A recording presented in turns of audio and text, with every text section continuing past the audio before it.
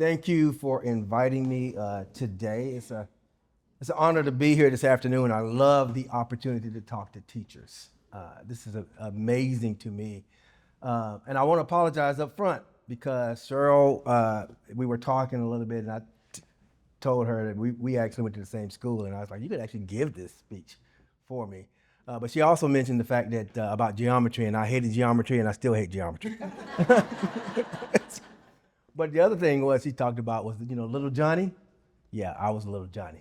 Okay, so all those little Johnnies out there that you don't like, and that was me. And I'm going to talk to you a little bit from the perspective of little Johnny, because little Johnny is in your class right now, and one day he's probably going to be standing up here like this.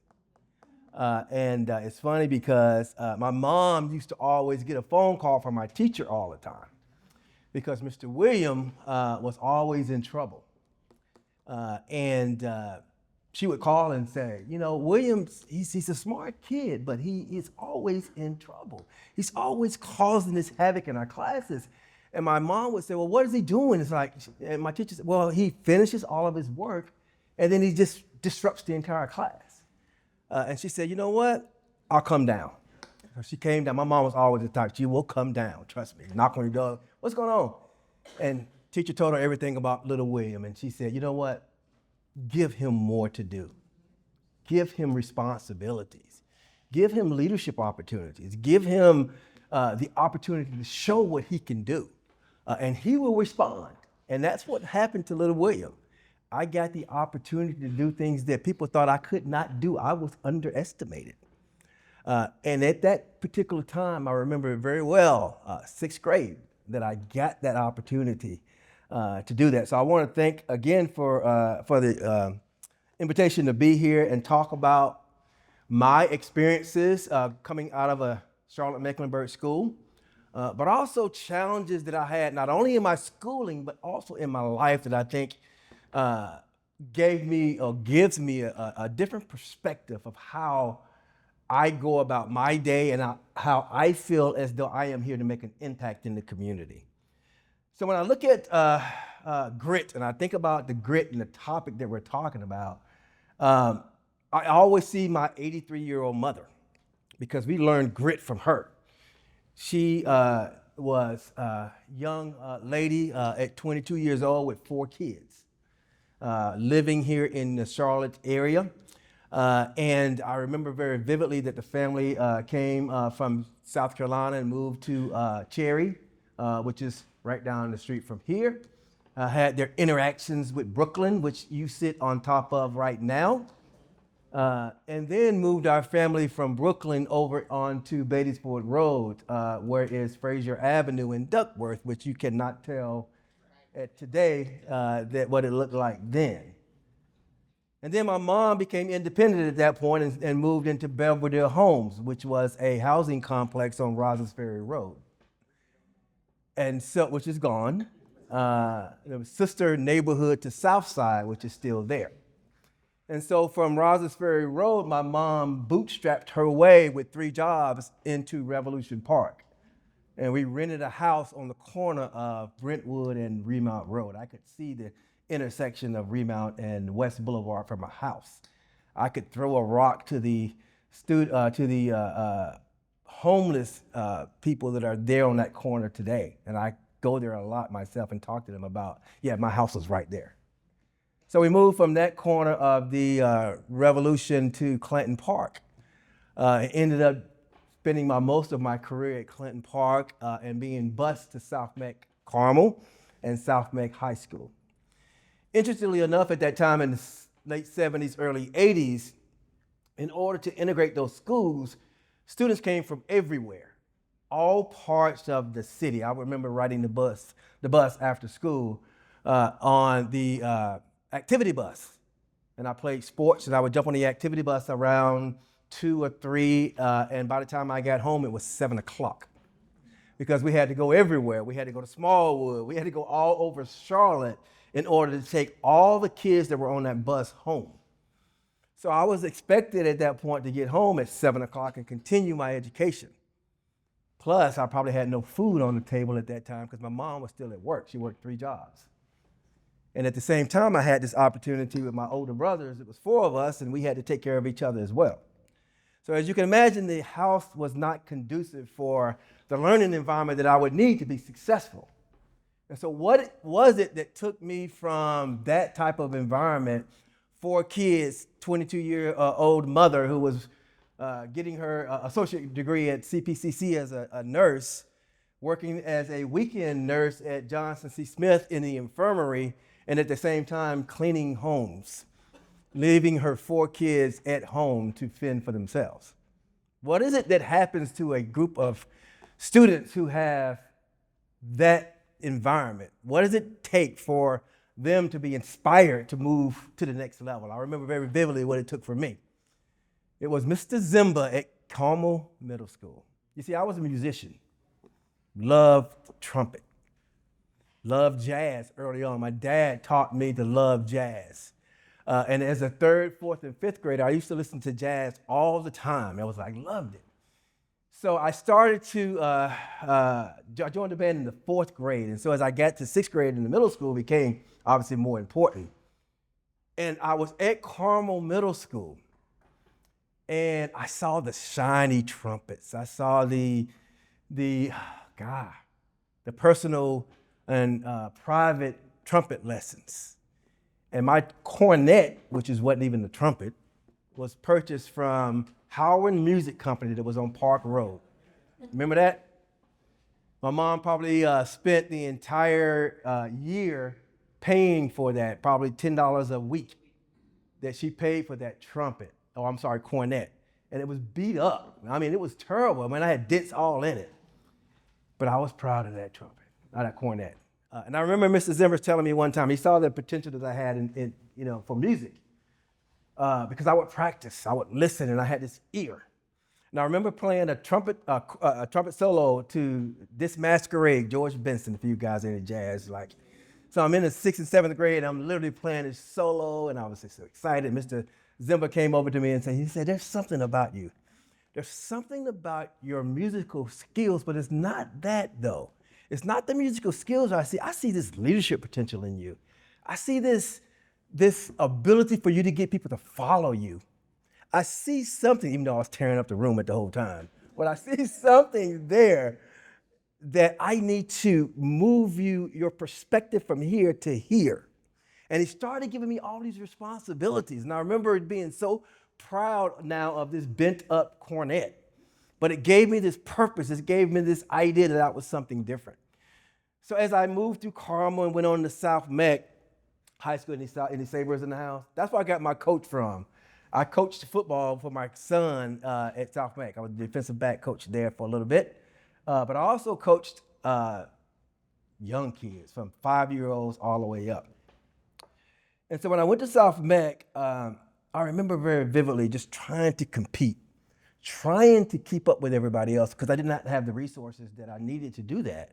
So all of my friends lived in neighborhoods that I had never even heard before, Old Providence and Beverly Woods and these areas that I'm like, okay, where is this?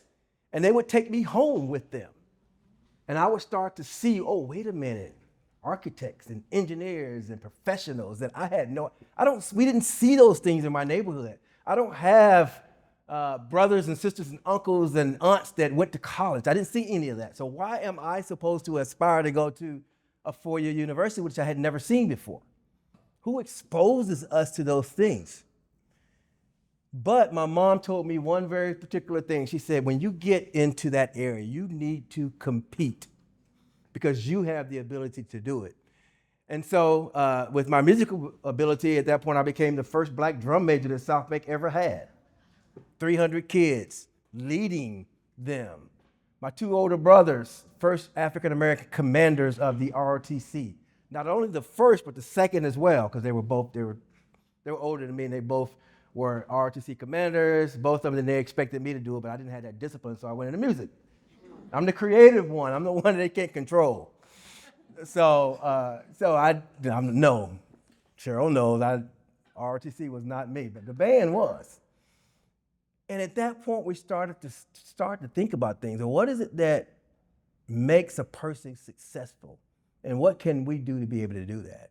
And so from there, my older brother set the stage. He went to NC State. And I'm like, what is NC State? He said, I'm going to be an engineer. I was like, what is that? Then the next one comes through. Ken, my second brother, goes to Chapel Hill. He says, I'm going to be a lawyer. I'm like, okay, interesting. He did, graduated from UNC Chapel Hill, went to Howard Law School. I come along, okay, I got to compete with them, just as you said. Brothers, oh my God. So here I am, the creative one, thinking, okay, I don't know what I'm going to do. So I end up following my brother to NC State, but that's not what I should have done. I am not him. I am not an engineer, and found out very quickly. So I remember my English teacher, her name was Miss Tawney at South Meck. And Miss Tawney, I was in the back of the corner. I was the only African-American in her AP English class. And I loved Miss Tawney. She probably wasn't the most politically correct because she used to call me the darkness in the corner.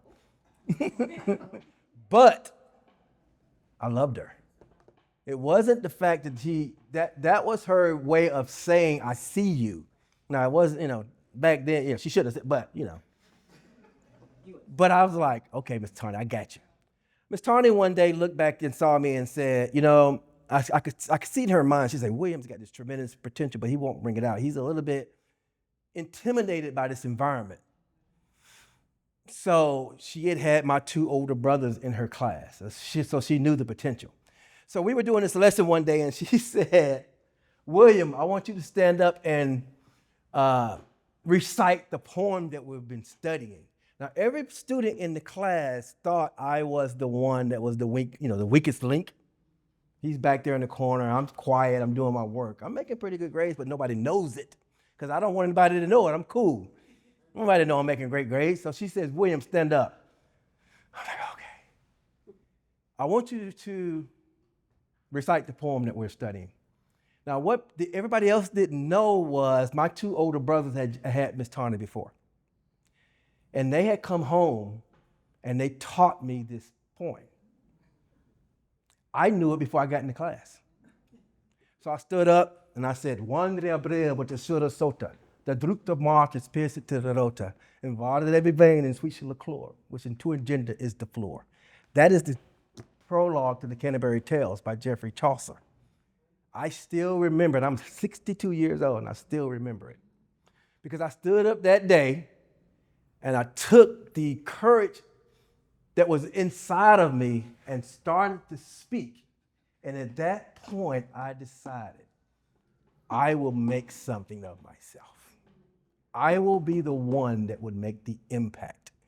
And because of those two teachers, because of those two experiences that I had, that I went on to NC State and UNCG and all other types of things to create impact in the community.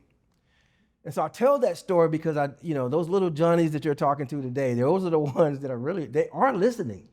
They really are. I mean, I'm telling you, I was terrible.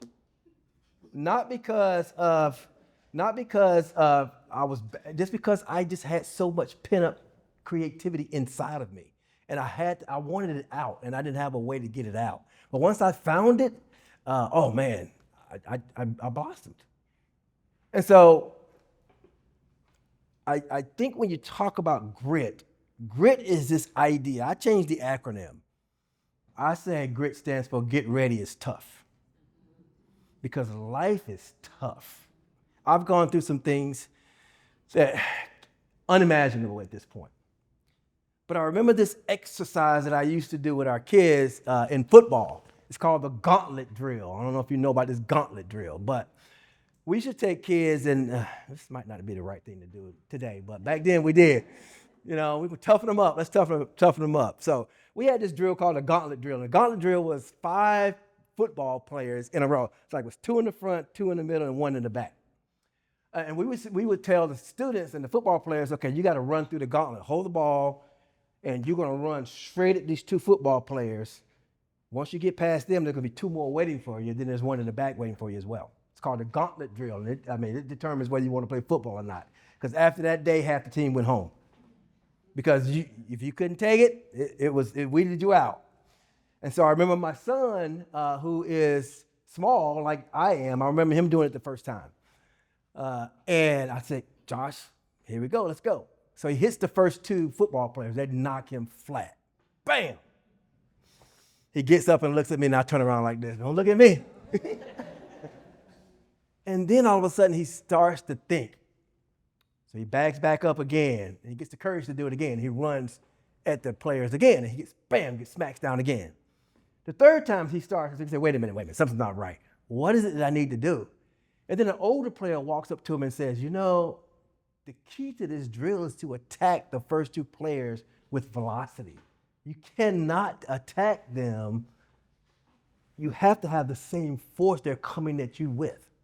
And so when he started to understand that, he sped up a little bit and he hit those first two guys and he got through the first part of the line. But when you do that, guess what? There's two more waiting for you. So he figured this out. He said, okay, I got through the first part. Here comes the second two. Bam! He gets knocked down again. And he gets back up and he looks over and they're like, no, you have to keep the same momentum. You cannot. Even when you are facing obstacles, the obstacles become the force that propels you to the next level. He says, okay, I got it. Boom. He gets hit. Makes the second line. Boom. He gets to the second line. But guess what's waiting at the end? The best football player on the team. So we put the best middle linebacker in the back. He's ready to take you out. And he does most of the time. Because that's the symbolization that life has for you. It's the fact that when you get to the first and second layers, that last layer is the toughest. It's the one that's going to cause you and try to make you give up. It's the one where you have to persevere so hard to get past that when you do, you know you're successful. You know you are. And so that is what I believe you deal with every single day as well. You are in a gauntlet. You have to every single day get past the first and second layer. But when you do, it's still something waiting for you. I'm not gonna say what that is, but you can put that in yourself. But there's always something there. For me, it was now that I had realized my potential and the power of that potential. I had to figure out in college what I actually wanted to do because I almost flunked out of engineering. Because I was told, because I had a half-decent score in math, that I should be an engineer, but I wasn't. And so I struggled the first couple of years trying to figure out what it was that I should be doing.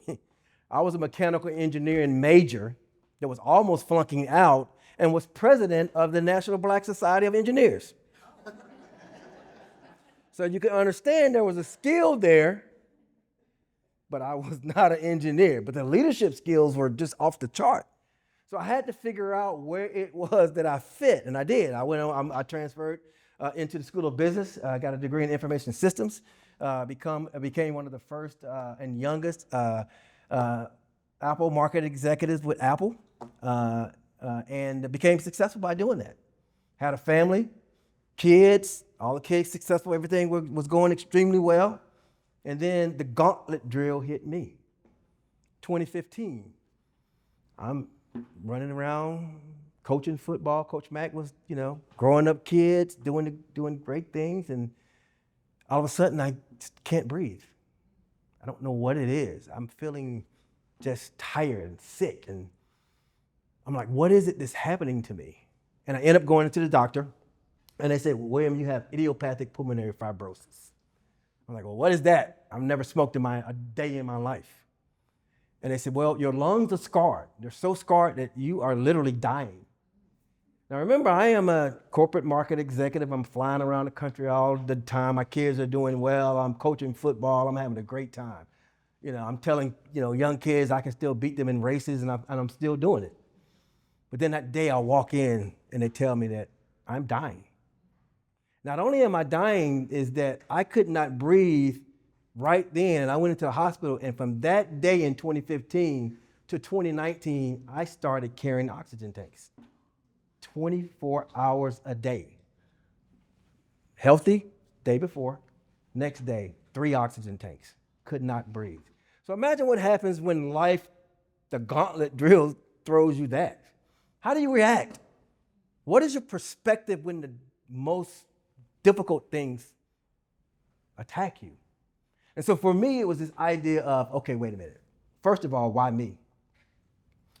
And then very quickly I said, well, why not me? Why am I different than anybody else?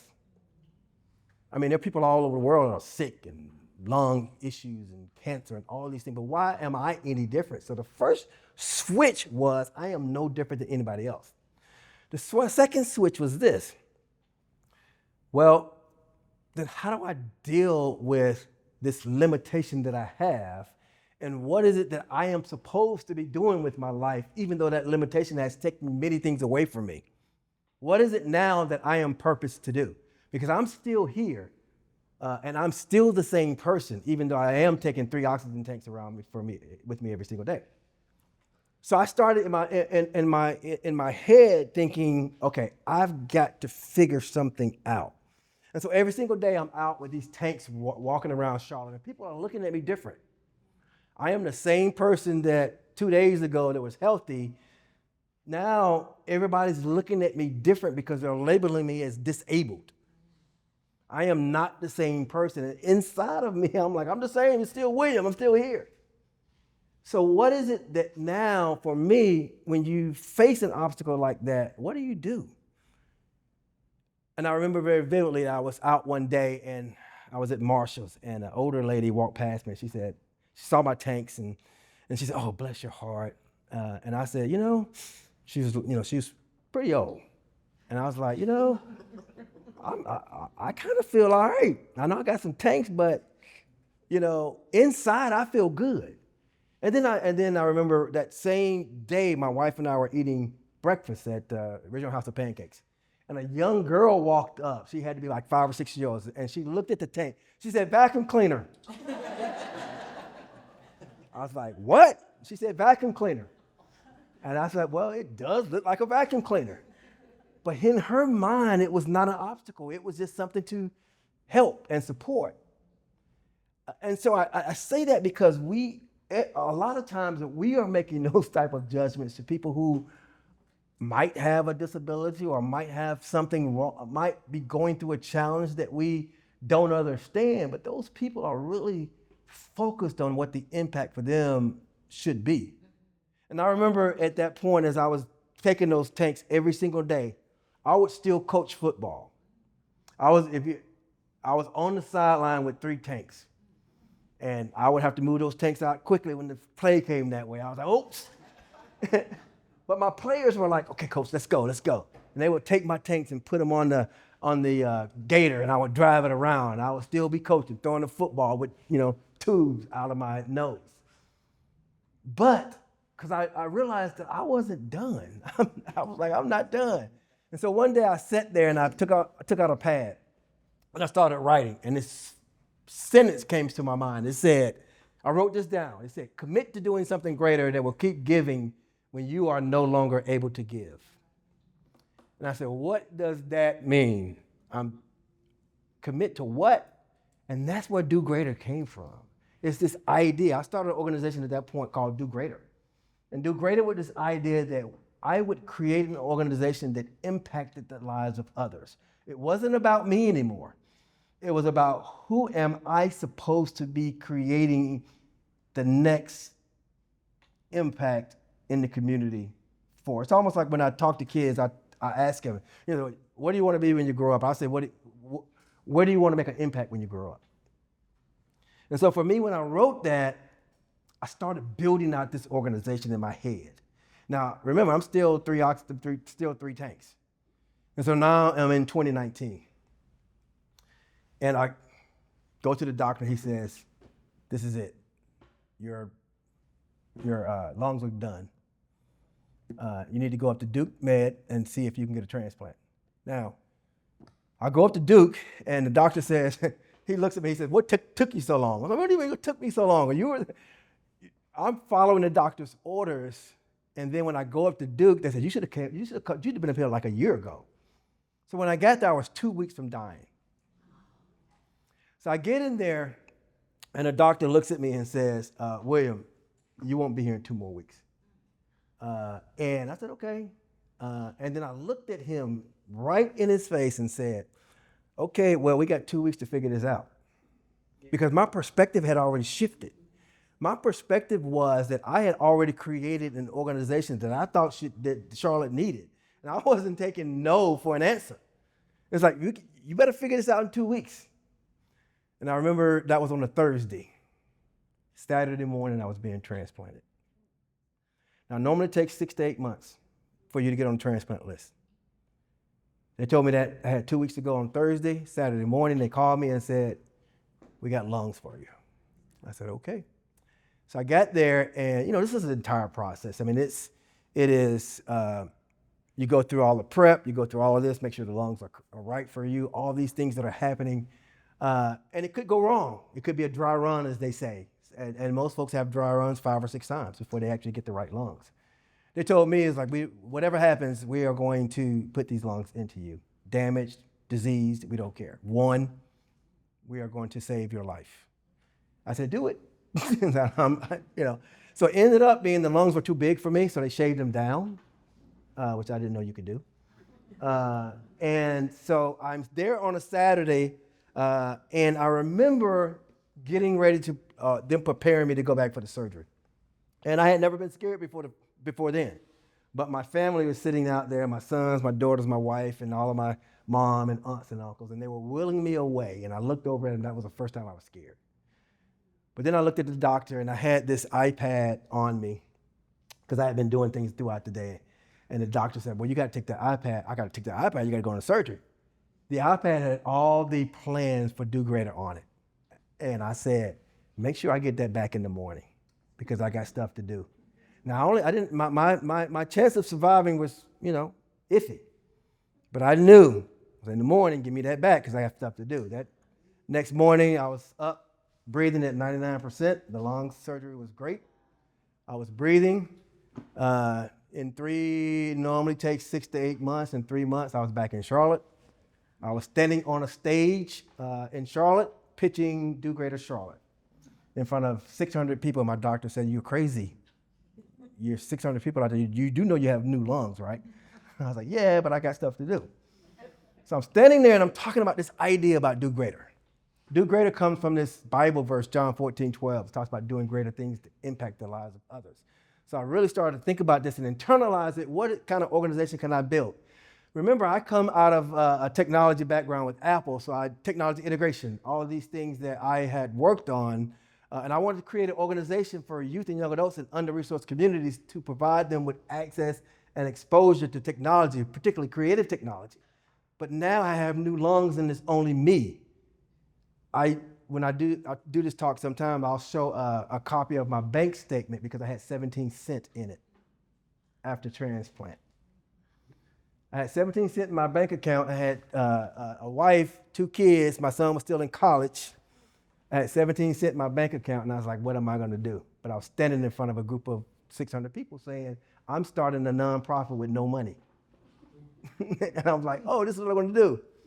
And so my lessons are always, when I talk about these things, I talk about you have ideas inside of you that you need to start. And we all have these excuses that we have in ourselves to say, I cannot do this. Or if I can stand up on the stage with 17 cents and a new lungs, you can do it. So I sat there and I started talking to the audience, and I said, I am starting an organization that will bring kids together and create opportunities for economic mobility because I'm going to build spaces that they're proud to be in. I'm going to build a space where when they don't want to go to school or don't want to go home, I'm going to build a space that they're going to want to come to. I'm going to build a space that's their third place. It's going to look nice. It's going to smell nice. It's going to be nice. It's going to be designed by architects. It's going to look like this building. It's going to be a place where they want to come. And I'm saying this with 17 cents in my bank account. But I had this belief that I could do it. And so we raised about $4,000 initially, and we turned a truck, former Lance cookie truck, into a mobile lab. And I started driving that lab around Charlotte, and I pulled that lab up in neighborhoods, and I tooted the horn, and I told kids to come out. And when they came out, they jumped on the van, and they saw iPads and MacBook Pros and wireless broadband. And they saw these big screens, and they saw teachers and professional creatives who were there teaching them in their own neighborhoods. And they were like, oh, this is cool. I said, yeah, it's not ice cream, it's technology. And they would come out and do this. COVID hit. Obviously, we wasn't putting 15 kids in the back of a truck anymore because you guys shut down. And so we said, well, what is it that we learned to grow the next phase of this? And what we learned was three things. One, our kids wanted advanced tools and technologies. Chromebooks weren't enough. Secondly, they wanted these cool spaces to activate in. They wanted spaces to call home, the second, third places that we all have ourselves. And the third thing was all about economic mobility. How does economic mobility start? It starts when we make these creative connections with kids and professionals in the same spaces. This has been proven by Dr. Chetty at Harvard. We just replicated that. That's all we did. We just built spaces to do that. I built the space that I needed when I was younger. And so after we did that, we found a church on the west side of Charlotte, Wilkinson Boulevard, Shiloh Institutional Baptist Church. We transferred or renovated 8,000 square feet of space, raised $2 million and built that space for youth and young adults. Right now, we are taking some kids in all of your schools into our programs already. We've got vans that go to your schools and pick those kids up and take them into our space. And we're teaching them entrepreneurship, creativity, technology, AI, innovation in the bottom of a church that looks like this. You walk in the outside of it, it looks like a Baptist church. You open the door, it looks like this. Spent $2 million doing it. And then we started saying, well, what if we built more? What if we took this idea and proliferated all over the quarters of our opportunity that Charlotte talked about? And so we started doing that as well. And so now we have multiple locations opening up around the city.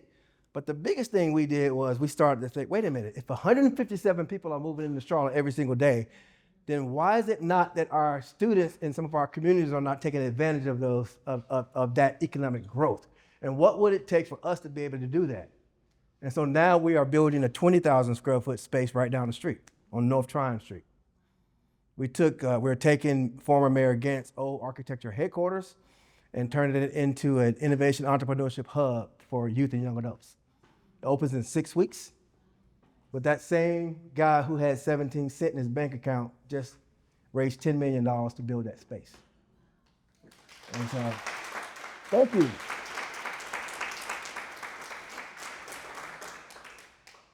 So I say those things because just as I opened up with how you all are shaping lives, again, I was that kid. And I learned all the things that I do today from those lessons that I learned in those classes. I can go right back to, Mr. Zimba and Ms. Tawny and the teachers who were teaching me at that time and saw the potential that I had inside and literally were encouraging me to move forward. I go right back to that. And so a lot of those kids that you are teaching today are in our programs, and we see the potential. And we tell them that you have the potential to do anything that you want. We have a couple of core values that we talk about that I think are extremely important. One is called chase your crazy. Because I'm crazy. I mean, who's gonna walk down North Tryon and see a 20,000 square foot building and say that's our next building? I mean, that's crazy, because I had no idea how we would do it. And so we tell kids the same thing. Why is it not that you can't do this? I mean, other people are doing it. It's just the resources the resources are out there. It's just who you know. And so if we can connect you with those resources in our spaces, we will. The second thing we talk about is doubt the default. Like there are default types of boxes that are placed around us all the time. And we are here to, why are they placed there? Why is that the conditions that we live in? So we talk about doubting the default around that as well. And so I want to leave you with a couple things. How am I good on time? Okay. I want to leave you with a couple of things. One of the things I think that I have done in my life post-transplant is trying to understand what I am good at. What is it that I am here to do? And I as a creative, I have a lot of passions that I'm not good at. I mean, I got guitars, pianos. I mean, I got all kinds of stuff at home that I can't play. I do everything. My wife is like, can you focus on one thing? I'm like, no. But the one thing that I think is important for me is understanding that I was given a second chance to build the next generation of entrepreneurs and innovators. And I do that very specifically by building spaces that they can be housed in. And I always tell my staff around understanding that your passion is what moves you to action. So you can be passionate about something and it's going to move you to action, but purpose is what fuels the impossible. It's what you believe inside of you that you are here to do. And that is when the impossible things start to happen. You see, I had all these passions in my life that I wanted to do. I wanted to do tons of stuff, but until I really found why I existed to be here, sitting in front of that doctor when he told me I only had 2 weeks to live. You see, when you sit in that situation, nothing else matters. It's like all this other stuff that you talk about that it literally, the only thing I could think about was two things. One, my family who was sitting there. And the other thing I thought about was, man, I don't think I've done anything. Now understand, I had done a ton of stuff. I've won all these awards and stuff. But none of that, it was important at all. I forgot all about that stuff. And the only thing I could think about at that time when he told me I had 2 weeks to live, I was like, okay, what am I going to be remembered for? I don't know anything that I actually has really done that really meant anything. Now, I've been on all kinds of boards. I worked in churches for 20, 30 years. Just all kinds of stuff. But there was not one thing I could actually remember. And so I think that is some of the important things that you start to think about when you're in that type of situation. So I want to leave with a quick story, a true story that I experienced doing the journey of the transplant. And I remember very vividly, I told my wife my wife was my caregiver. So when you get a lung transplant, you can't get a transplant without a 24-hour caregiver. So you have to have one. So my wife just dropped everything, her entire life, and took care of me for 5 years. Everything. So I remember one time I told her I was going to Charleston by myself, and she about had a fit. You going to what? I said, yeah, I'm okay. Got my tanks, I'm all okay. She's okay. My older brother was down in Savannah working for Novant Health at the time. So I said, I'm going down to see him. I'll be okay. Put my tanks in the car and all this, and I'll be okay. So I head down to Savannah. Obviously, she was right. I wasn't okay. So I get to Savannah. I talk to my brother, and I tell him I'm going to see the fountain at Forsyth Park. Anybody been down there? Everybody's, that's what you do. You go to the Forsyth Park. So I said, I'm going to go to Forsyth Park by myself. So I get my tanks in the car. I put my tanks in the back of the car, and I drive to Forsyth. And I get out, and I have my tanks behind me, and I see the fountain way down on the other end. It's a long way away. And I'm like, okay, I don't know if I can make it down there, because I understand how much oxygen I have in my tanks. And so I started walking. And when I first started walking, everything was cool. I loved it. I saw everything. I could, because I'm down there, and because I want to clear my mind. I want to get focused. So I'm seeing everything as I'm walking. I'm seeing flowers, and I remember very vividly tennis players on the left side playing tennis, and I'm smelling everything. Everything's just rosy. And I'm about halfway down, and things started getting tough, because I could see the fountain in my view. I could see it, but now my life was getting tough. It's almost like, we start our careers and we start this enthusiasm that we have for life, and you notice everything. Everything is fun and happy, and everything's new. But it starts getting hard at some point in your life, right? And so for me, it was that halfway down. It started getting tough for me. I started not seeing the things around me anymore.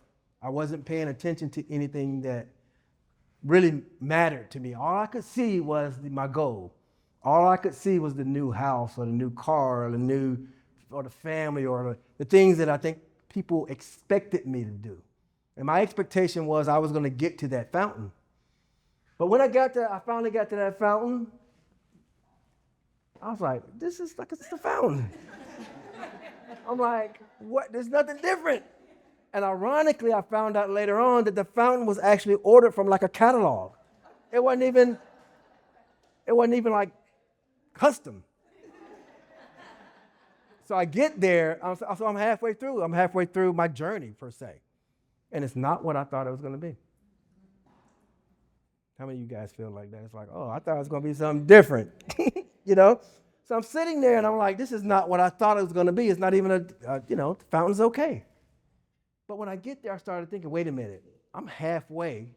I have a lot longer to go. I got, so what is it now that I am prepared to do? Am I going to change for the journey going back? Am I going to stay the same? How am I going to take the next steps? Now, for me, this is a real story. And for me, this is literal because I'm sitting there with oxygen tanks and I've got to get back. But in life, it's the same thing. I'm thinking, where is it now in my life and in my journey, the next steps for me to take?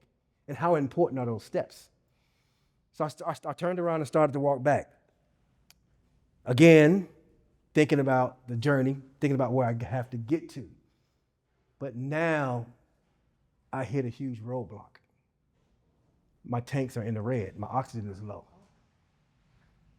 I look down and I look at my tanks and they're in the red. Now, my wife has always told me, she's talking to me over here as I'm down there.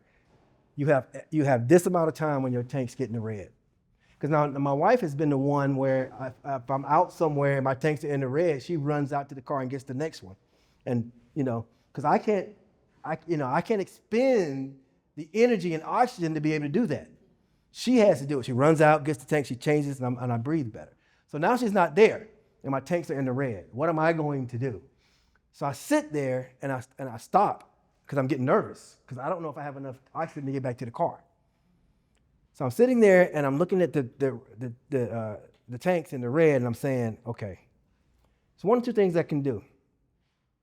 I can call 911. Yeah, I can call 911 because I cannot get back. Or I think I understand how much time I have left in this tank. Because for me, we started to understand it's not the amount that was gone, it was the amount that was left. I had lost so much and I had focused on so much of the oxygen that was gone, I wasn't focused on what was left. And what was left was enough. And so when I looked at it, I said, wait a minute, I think I have enough. But the critical piece of that for me was to start to calm down. Okay, I had to calm down. I had to slow my breathing. I had to really start to focus again and not worry about the external obstacles that were around me. And the one thing I said at that particular time, I said, you know what? I'm learning that the obstacles and limitations are the literal oxygen that propels me toward my purpose. It was the oxygen and the limitation that I was carrying that was going to be the answer for me to get back to where I needed to be. But I had to rely on the thing that was the obstacle for me to be able to do it. And so when I looked down at the tanks, I said, okay, oxygen, I don't know how much I got left, but I think I have enough. And so when I started to walk back, I started to see things again. I started to see the trees and tennis players and all these folks that were around me again because I wasn't focusing on the oxygen anymore. I was focusing on, again, where I needed to go and what my impact would be in the community. And I made it back, still had oxygen to go. My wife would have been happy that I did, but that lesson stayed with me all the time. It stays with me today. Real story. But when I start to think about it all the time now, I think about when I'm tired, when I am, when I'm taking 25 pills a day to get up, when I'm, the pills in my body starting to affect me in different ways. When I look at the stats that say the average survival rate for a lung transplant recipient is 7 years, I'm in my 7th year. When I look at all those things, I think about, how much do I have left? Am I in the red now? But am I going to understand that it's still enough to do what I need to do? So, thanks for having me today.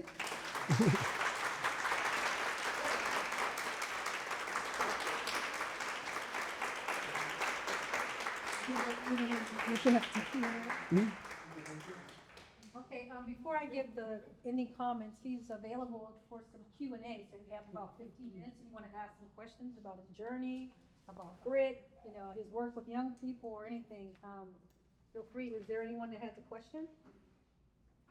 I have a question. Yes, ma'am. So fundraising is a very difficult thing to do. What was the success? Why were you so successful raising money in a very difficult and competitive environment? Great question. I get that question a lot. I think initially when I first started Do Greater, I think there's two things that I started to do before I actually raised money.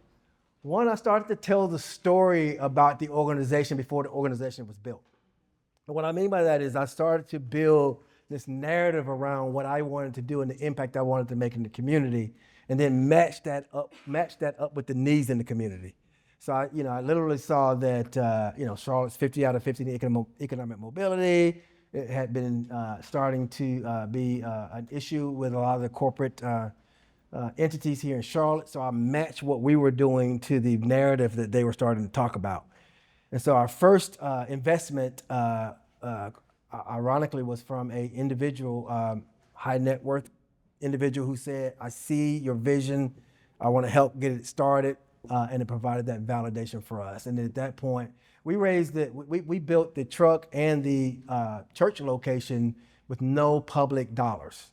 No public dollars, no grant, hardly no grants, just really private investment.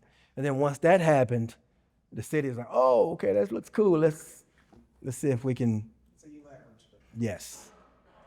Yes. What's the name of it again? Do Greater Charlotte. Do Greater Charlotte. Yes. Yes, ma'am. What's the platform for your podcast? Platform as in technical. Yeah. Spotify, Apple. We are producing podcasts now inside our spaces as well. So we have in our spaces right now, we have our motto inside our spaces is to create spaces where we train youth in entrepreneurship, creative technologies, and innovation. So those kids come to us. We provide cohorts and workshops and training for that. We had Harding University over Tuesday and Thursday. There you go. It was a great day too, because Harding was there. We had 25 nonprofits and business leaders from Chattanooga that was in our space, and also the City of Charlotte's Small Business Resource, 50 people from the City of Charlotte. So all Harding students got a chance to integrate with all those people, and it was great. It was great. But yeah, so in our spaces, we do all that. We have production studios. We have 20, 30 MacBook Pros that they work on, and we bring in the creative and professional community inside our spaces. So from Charlotte's Creative to our corporate partners are Ally, Bank of America, Wells Fargo, Lowe's, Truist, EY, Accenture, all those folks work in our spaces to support our students. What grade levels are you targeting in your organization? We I'm at middle school. we start in 6th grade. Okay. Yeah, Can you elaborate on what type of exposure or opportunities for them? Yeah. I mean, when we started our organization, we started with middle schools. What I didn't say in my conversation was I spent 3 years in between corporate jobs as a middle school teacher. So I taught. I got talked into. I did technology integration at Ridge Road Middle, and I did some CTE classes at J.M. Robinson Middle, and so middle school is important to me because of that transition stage. So in our middle school programs, we have a entrepreneurship program called Startup Word Essentials, where students come in and we teach an entrepreneurship mindset training. And I know there's entrepreneurship classes in middle school as well. One of the things that we do is we talk about going from idea to income. So kids come into our spaces with ideas, and we hope to move them into some type of income opportunity. What that is, we do things like, we call it design to dollars, where kids will design their own products, manufacture those products, and then sell those products at places like the 7th Street Market or inside the lobby of Bank of America, and they get to keep all that money themselves. We do an aquaponics program with Walter G. Byers, where we pick up kids from most of the Title I schools in our vans to come to our spaces. So I think one of the unique things that we do as an organization is that we very specifically design programs, one, thinking about the student themselves, so they tell us what they want, and then we match match our partners and sponsors to those opportunities. So our first most successful program that kind of got kids in the door was our DJ program. You know, everybody wants a DJ. But one of the things that's important for us is that when we get you to DJ, you know, I can teach you to DJ in 2 weeks, but the program is 13. And so it's starting a full service DJ business. So we probably have 15, 20 kids that are out in the community right now that are DJing themselves, making money, but we also place them. So a Truist Bank will call us and say, I need a photographer. And we have a list of student photographers that we send out to Truist. And they actually work for them and get paid.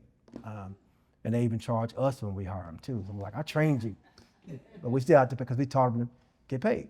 So. I teach at what used to be called Behringer Academic Center, which is off of Walton. Which is my elementary school. Yeah. I went there. Did you go there? I did. That's awesome. I walked there. That's awesome. Yeah, because when you were describing your childhood home, I knew exactly where you're talking about. But anyway, it's an elementary school, but I always, in the building, we have paintings of college logos, which is good to get little kids, thinking about where they see themselves. But I really would like, since we're also an avid school, to help them think about careers not necessarily connected to college, even though I just want to promote them to think big. But I'd love to see some kind of what you're describing at the elementary level too, because these kids need it. We do electives so they can tamper in different things. I did a Genius Hour. I'm doing Genius Bar projects. They're learning about coding, you know, but they need to see themselves somewhere. They need to have a vision too. Yeah, one of the things that we do is we love, I mean, college career readiness. We work with a lot of organizations that focus in that area. What we try to focus on is a little bit more of the critical thinking and problem solving skills. So when students come into our programs, we do, you know, we have to track them some way. I can't just say, hey, we're going to teach you, you know, these skills. I have to bring them in some type of creative vision that they see themselves operating in. A lot of times that's content development, cameras, videography, all those things that they like. Once they get in there, we can start talking about how we solve very complex problems. So we'll do things like we, in our building uptown that we're building now, when we started building the building, we displaced a lot of homeless people in the building that were literally living outside of the building. And so we brought 25 students from Title I schools into our space and said, how do we solve this problem? And so those 25 kids were connected with 25 professionals from Truist, and then 25 professionals from Accenture and EY. And they went through a full 48-hour process where they tried to solve the issue of uptown homelessness at the same time that this big group of corporate business folks was doing it uptown too. I think our solutions were a lot better. But we did get a chance to present with them. So those are things that I think that we try and do. Now we do work with a lot of organizations that work in that primary level. We started in middle school because we just thought that was a gap in what we do, and we were just trying to stay focused. But because we build spaces, we have a lot of organizations that operate in our spaces that focus on the lower levels, particularly like Money Magnets, Financial Literacy Organization, and a variety of organizations like that. So you're right. I think all pathways, especially when you talk about AI innovation going forward, we're making sure that creative trades is what we call them, where we can prepare kids to be effective in those areas. Hi, thank you so much for coming. No problem. For speaking to us. So my question is, how do students get involved? Can they get involved singularly, or do they have to come to your program through a program or through a group? No, we have most of our kids come just through word of mouth. They find out about us and they show up. I mean, we have programs where we're like, oh, we didn't know you were coming. But the beauty of our programs as well, which is tough from a fundraising standpoint, is that 100% of our programs are free. We have not charged a dime for any of our programs. It's hard on me because I'm the one out there raising all the money to try to make it stay free. But I told you about my story. My mom would not have been able to afford these programs. And so we keep our programs 100% free. We build our spaces that the youth will be proud to come to. And we also connect them with and allow them to use the type of technology and the materials that they would use in industry. So if they get hired at an advertising agency, Ray Ward or somebody, then they're using the exact same equipment. If the school wanted to do a tour, as you mentioned Harden came there, Mhm. but school wanted to do a tour like a middle school, elementary, what steps would they need to take? Yep, just you can, my email is WM, just 2 letters, WM@dogreater.org. And I'll connect you to our program directors who schedule those. And so we give tours. And so we do have one, as I mentioned, on Wilkinson Boulevard there. We are looking at a space right now on Beatties Ford Road to possibly activate. Our 20,000 square foot space will open up Juneteenth this year. And we do have a mobile lab that is sponsored by Truist, that is a mobile stage that we take out in the community and do activations that way as well. So there's multiple ways. We believe that when we activate out in the communities, that should be a direct connection to our uptown location to make sure that youth are taking advantage of the economic opportunities here in uptown as well. So WM, just like William McNeely or WM@dogreater.org. That'll come directly to me, and I'll forward that to our program managers. Cool. Yes, ma'am. I might have missed this, I was in the restroom, but I wanted to know, do you have connections with independent schools as well?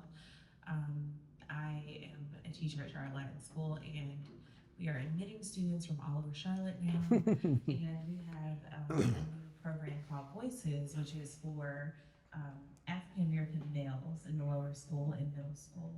And so a lot of times our students that are coming to our schools on athletic scholarships, or maybe just their parents want them to experience a private school for the first time, they would not get access to those programs if they're not in their public schools. So is that a connection that you make? Yeah, I mean, I think we're open to any student that comes into our program. And we have students from Charlotte Latin, Providence Day, Charlotte Christian, Country Day, that activate in our programs as well. Mm-hmm. Good. Okay. Okay. Thank you.